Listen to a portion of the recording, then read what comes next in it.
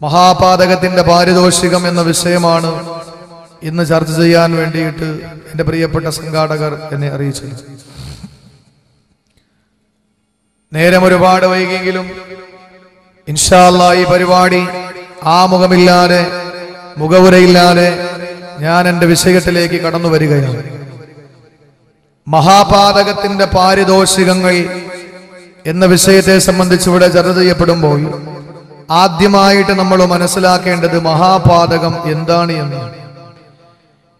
ഈ ലോകത്ത് ജീവിച്ചിരിക്കുമ്പോൾ നമ്മൾ ഒരുപാട് തെറ്റ് ചെയ്യുന്നവരെ കാണുന്നവരാണ്, തെറ്റു മനസ്സിലാക്കിയവരാണ്. ഏറ്റവും വലിയ തെറ്റായി നമ്മൾ കണക്കാക്കിയിട്ടുള്ള മദ്യപാനം, വ്യഭിചാരം, പലിശ, ചൂതാട്ടം, ലോട്ടറി തുടങ്ങിയുള്ള ഒരുപാട് അനവധി നിരവധി തെറ്റുകുറ്റങ്ങൾ നമ്മുടെ മുന്നിൽ സുപരിതമാണ്. ഒരു വിവാഹ ആലോചന നടക്കുമ്പോൾ പുതുപെണ്ണ് തന്റെ പുതുമാരനായി കടന്നു വരാൻ പോകുന്ന പ്രതിശ്രുത വരനോട് ചോദിക്കുന്നത്, നീ ഏറ്റവും വലിയ തെറ്റായ മദ്യപാനം അത് നിന്റെ ജീവിതത്തിൽ നീ മദ്യപിച്ചിട്ടുണ്ടോ എന്ന് ചോദിക്കുമ്പോൾ, അതല്ലെങ്കിൽ എന്റെ പ്രിയപ്പെട്ട സഹോദരങ്ങളെ, വലിയ പാപമായിട്ട് നമ്മൾ മനസ്സിലാക്കിയിട്ടുള്ളത് അത് പാപമല്ല എന്നോ അതിനെ നിസ്സാരവൽക്കരിക്കുകയോ ചെറിയ കാര്യങ്ങളെ പർവ്വതീകരിക്കുകയോ അല്ല ഞാൻ ചെയ്യുന്നത്.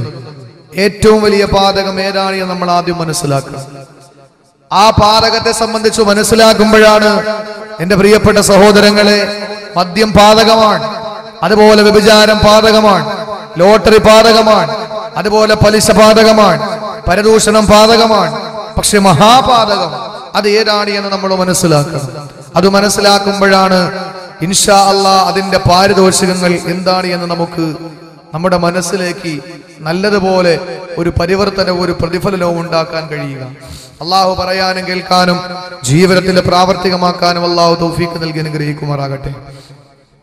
എന്റെ പ്രിയപ്പെട്ട സഹോദരങ്ങളെ, മഹാപാതകം എന്ന് പറയുന്നത്, ആ മഹാപാതകത്തെ സംബന്ധിച്ച് വിശദീകരിക്കുമ്പോ എന്റെ പ്രിയപ്പെട്ട സഹോദരങ്ങൾ മനസ്സിലാക്കണം, അത് നേരത്തെ പരാമർശിക്കപ്പെട്ട ഏതെങ്കിലും ഒരു തിന്മയല്ല, മറിച്ച് ഈ ലോകത്ത് നിന്ന് വിട പറയാൻ ലോകൈക ഗുരു അഷ്റഫുൽ ഖൽഖ് മുഹമ്മദ് മുസ്തഫ സല്ലല്ലാഹു അലൈഹി വസല്ലമ തങ്ങൾ ഈ ലോകത്തോട് വിട പറയാൻ എടുക്കുമ്പോൾ, ഈ ലോകത്ത് നിന്ന് വിട പറയാനുള്ള അവസാന നിമിഷത്തില് ഈ സമുദായത്തെ പിടിച്ചുകൊണ്ട് അല്ലാഹുവിന്റെ റസൂൽ പറഞ്ഞത് ഒരു വലിയ ദൗത്യത്തെ സംബന്ധിച്ചാണ്. ആ ദൗത്യ നിർവഹണത്തിൽ എന്തെങ്കിലും പോരായ്മകൾ വരുത്തുമ്പോഴാണ് അത് മഹാപാതകമായി മാറുക.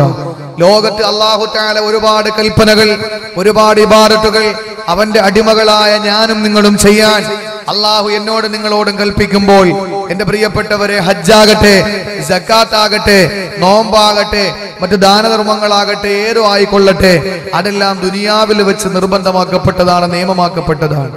എന്നാൽ അള്ളാഹുവിന്റെ സന്നിധാനത്തിലേക്ക് വിളിച്ചു കൊണ്ടുപോയി റജബ് മാസം 27 പാതിരാത്രി ശബ്ദതയിൽ അല്ലാഹു റബ്ബുൽ ഇസ്സത്ത് ഹബീബായ പ്രിയപ്പെട്ട പ്രവാചകൻ നബി മുഹമ്മദ് മുസ്തഫ സല്ലല്ലാഹു അലൈഹി വസല്ലമ തങ്ങളെ ആകാശ ലോകത്തുകൾക്കപ്പുറത്തുള്ള അള്ളാഹുവിന്റെ തിരുസന്നിധിയിലേക്ക് ക്ഷണിച്ചു കൊണ്ടുപോയി അവിടെ വെച്ച് നിയമമാക്കപ്പെട്ട ഏതെങ്കിലും ഒരു കർത്തവ്യമുണ്ടെങ്കിൽ, ഏതെങ്കിലും ഒരു ഇബാദത്തുണ്ടെങ്കിൽ, എന്റെ പ്രിയപ്പെട്ടവരെ, ആ ഇബാദത്ത് ഒഴിവാക്കുമ്പോഴാണ് മഹാപാതകം നമ്മൾ പ്രവർത്തിക്കുന്നവരാവുക.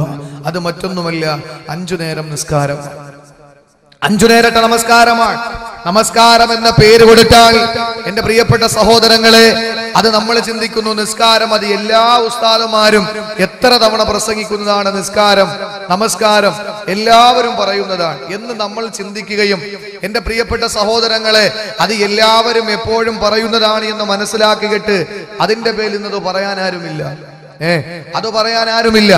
മരണം എന്ന വിഷയം കൊടുത്താൽ നമ്മൾ പറയും മൊയ്ലിയാക്കന്മാർക്ക് അല്ലെങ്കിലും മരണത്തെ പറ്റി പറയാനേ അറിയാവൂ എന്ന് പറയുന്നത് പേടിച്ചിട്ട് ഇന്ന് മരണത്തെ സംബന്ധിച്ചോ പറയാൻ ആരുമില്ല. വിവാഹ പാർട്ടി അതല്ലെങ്കിൽ മറ്റേതെങ്കിലും ഫംഗ്ഷൻ നടക്കുമ്പോൾ ആഹാരം കഴിച്ചിട്ട് കൈ കഴുകാൻ വേണ്ടിയിട്ട് ഒരു പാത്രത്തിൽ വെള്ളം വെക്കും, അതിന്റെ തൊട്ടടുത്തൊരു തോറത്തും കൊണ്ട് തൂക്കിയിരിക്കും. എന്തിനു വേണ്ടിയിട്ടാണ്? കൈ കഴുകിയതിനു ശേഷം എല്ലാവരും അതിൽ തുടച്ചിട്ട് വേണം പോകാൻ. അതിനു വേണ്ടിയിട്ട് ആ തൊട്ടടുത്ത് ഒരു തോറത്തുമുണ്ട് ഇങ്ങനെ തൂക്കിയിരിക്കും. എല്ലാവരും എവിടെയാണ് തുടക്കുക? എല്ലാവരും ആദ്യം വരുന്ന ആള് തുടങ്ങി അവസാനം വരെ വരുന്ന ആളുകളും തുടയ്ക്കുന്നത് ഏറ്റവും മുകളിലാണ്. അവർ പറയുന്നത് എന്താ? എല്ലാവരും താഴെയായിരിക്കും തുടയ്ക്കുക, അതുകൊണ്ട് നമ്മൾക്ക് മുകളിൽ തുടയ്ക്കാം. ഈ സത്യം പറഞ്ഞ താഴെ ആരും തുടയ്ക്കാറില്ല. താഴെ ആരും തുടയ്ക്കാറില്ല. എന്റെ പ്രിയപ്പെട്ട സഹോദരങ്ങളെ, നമസ്കാരം എന്ന വിഷയം, ആ വിഷയത്തെ പറ്റിയിട്ട് പറയുമ്പോൾ അത് നിസ്കാരമല്ലേ, നമ്മൾ കേട്ട് കേട്ട് തഴമ്പിച്ചതാണ്, കേട്ട് കേട്ട് നമ്മുടെ ശ്രവണപുടങ്ങൾ തഴമ്പിച്ചു പോയതാണ് എന്ന് പറയുമ്പോഴും എന്റെ പ്രിയപ്പെട്ടവരെ, ആ നമസ്കാരത്തെ പറ്റിയിട്ടോ ആ നമസ്കാരത്തിന്റെ പ്രാമുഖ്യത്തെ പറ്റിയിട്ടോ അത് ഉപേക്ഷിക്കുന്നതിന്റെ ഗൗരവത്തെ സംബന്ധിച്ചോ പ്രതിപാദിക്കാൻ ഇന്ന് സദസ്സുകളില്ലാതെ പോയിരിക്കാം. ഇന്ന് കാരണം വേറൊന്നുമല്ല, അത് പ്രഭാഷകരുടെ കുറ്റമോ അതല്ലെങ്കിൽ സംഘാടകരുടെ കുറ്റമോ അത് ശ്രോതാക്കളുടെ പാകപ്പിഴ ഒന്നുമല്ല, മറിച്ച് ഇവിടെ ചർച്ച ചെയ്യപ്പെടേണ്ട വിഷയങ്ങൾ വേറെയാണ്. വേറെ ചർച്ച ചെയ്യപ്പെടേണ്ട 100 കൂട്ടം വിഷയങ്ങൾ വരുമ്പോൾ എന്റെ പ്രിയപ്പെട്ടവരെ, നമ്മൾ അടിസ്ഥാനപരമായ ഈ നമസ്കാരത്തിനെ പറ്റിയിട്ട് നമ്മൾ മറന്നു പോവുകയാണ്. അല്ലാഹു തആല മരിക്കുന്നത് വരെ ആ നമസ്കാരം നിലനിർത്താനും ആ നമസ്കാരം നിലനിർത്തുന്നവരായി ഈ ലോകത്ത് നിന്ന് വിട പറയാനും അല്ലാഹു തൗഫീഖ് നൽകി അനുഗ്രഹിക്കുമാറാകട്ടെ. എന്റെ പ്രിയപ്പെട്ട സഹോദരങ്ങളെ, ഒരു കാര്യം നമ്മൾ മനസ്സിലാക്കണം. നമസ്കാരം ഉപേക്ഷിക്കുന്നവർക്ക്, അതായത് മഹാപാതകമാകുന്ന നമസ്കാരത്തെ ഉപേക്ഷിക്കുന്നവർക്ക് അല്ലാഹു കൊടുക്കുന്ന ശിക്ഷയെ പറ്റിയിട്ടല്ല ഞാൻ എന്ന് പറയാൻ പോകുന്നത്, മറിച്ച് നമസ്കാരത്തെ നിസ്സാരവൽക്കരിക്കുന്നവർക്കുള്ള ശിക്ഷയാണ്. അവർക്കുള്ള പാരിതോഷികം എന്താണ് എന്നാണ് ഇൻഷാ അല്ലാഹ് ഞാൻ എന്ന് പറയാൻ പോകുന്നത്. എന്റെ പ്രിയപ്പെട്ടവരെ, ളുഹറിന് ബാങ്ക് കേൾക്കുമ്പോൾ നമ്മൾ പറയുന്നത് എന്താണ്? അസർ വരെ സമയമുണ്ട്, അതുകൊണ്ട് ഇതിനിടയിൽ എപ്പോഴെങ്കിലും നിസ്കരിച്ചേക്കാം എന്ന് കരുതിയിട്ട് ആ ളുഹർ നമസ്കാരത്തെ പിന്തിപ്പിക്കുമ്പോ മഗ്‌രിബിന്റെ ബാങ്ക് പള്ളിയുടെ മിനാരത്തിൽ നിന്ന് ഇളങ്ങി കേൾക്കുമ്പോ ഇശാ നമസ്കാരം വരെ എല്ലാവരും അത് പിന്തിക്കുമ്പോ അല്ലാഹുവിന്റെ റസൂൽ പറയുകയാണ്, മൻ ദഹാവന ബിസ്സലാ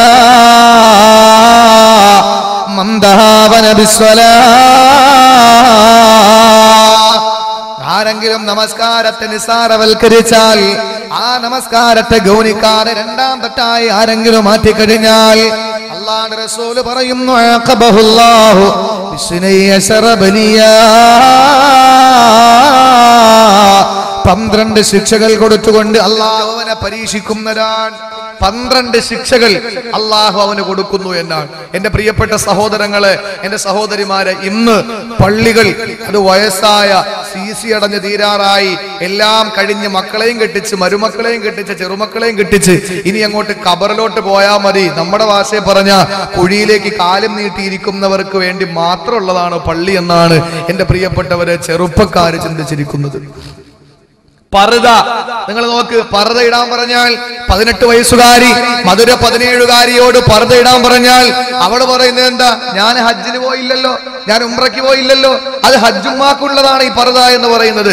നമ്മളിപ്പോ എല്ലാം അങ്ങ് തുറന്നിട്ടുകൊണ്ട് നടക്കണം എന്റെ പ്രിയപ്പെട്ടവരെ എന്നാണ് അവര് തന്നെ പറയുന്നത്. എന്നാൽ ഗൗരവത്തോടെ എടുത്തോ, ഞാൻ എന്റെ വിഷയത്തിലേക്ക് വലിയ മുഖവുരയില്ലാതെ, ആമുഖമില്ലാതെ ഞാൻ എന്റെ വിഷയത്തിലേക്ക് കടക്കുകയാണ്.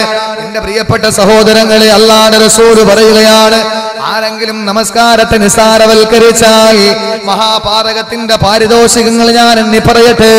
എന്റെ മുന്നിൽ ഒരുമിച്ച് കൂടിയിട്ടില്ല വളരെ വിരലിലെണ്ണാവുന്ന അങ്കുലി പരിമിതമായ ഈ പാതിരാത്രിയുടെ ഒരുമിച്ച് കൂടി വിശ്വാസികളോട് വിശ്വാസിനികളോട് ഇനിയത്തിന്റെ ഭാഷയിൽ ആദ്യമായി എന്നോട്, രണ്ടാമതായി നിന്റെ സംഘാടകരോട്, മൂന്നാമതായി എന്റെ ശബ്ദം ശ്രവിക്കാൻ ഇവിടെ എത്തിയിട്ടുള്ള സഹോദരങ്ങളോട് സഹോദരിമാരോട് ഞാൻ പറയും, നമസ്കാരത്തിന്റെ കാര്യം ഗൗരവത്തോടെ കാണണേ. നമസ്കാരത്തിന്റെ വിഷയം ഗൗരവത്തോടെ കണ്ടില്ലെങ്കിൽ അതിനെ നിസ്സാരവൽക്കരിച്ചുകൊണ്ട് എന്റെ പ്രിയപ്പെട്ട പെങ്ങളെ, ളുഹർ നമസ്കാരത്തിന്റെ ബാങ്കല്ലാന്റെ പള്ളിയിൽ നിന്ന് മുഴങ്ങുമ്പോ ചെമ്മൻകുടി മഹല്ലിന്റെ പള്ളിയുടെ മിനാരത്തിൽ നിന്ന് മുഅദ്ദിന്റെ നാവിലൂടെ പടച്ചതമ്പുരാൻ എന്റെ പള്ളിയിലേക്ക് നിന്നെ ക്ഷണിക്കുമ്പോ എന്റെ ചെറുപ്പക്കാരാ, കടപ്പിണ്ണകളിൽ സ്വറപറന്നിരിക്കുമ്പോ തെങ്ങും തോപ്പുകളിൽ നിന്ന് വെള്ളമടിച്ച് മദ്യപിച്ചുകൊണ്ട് കുപ്പി പൊട്ടിച്ചുകൊണ്ട് നീ സമയം നഷ്ടപ്പെടുത്തുമ്പോൾ അല്ലാഹുവിന്റെ റസൂൽ പറഞ്ഞതെന്തെന്നറിയോ? മൻ ദഹാവന ബിസ്സലാ,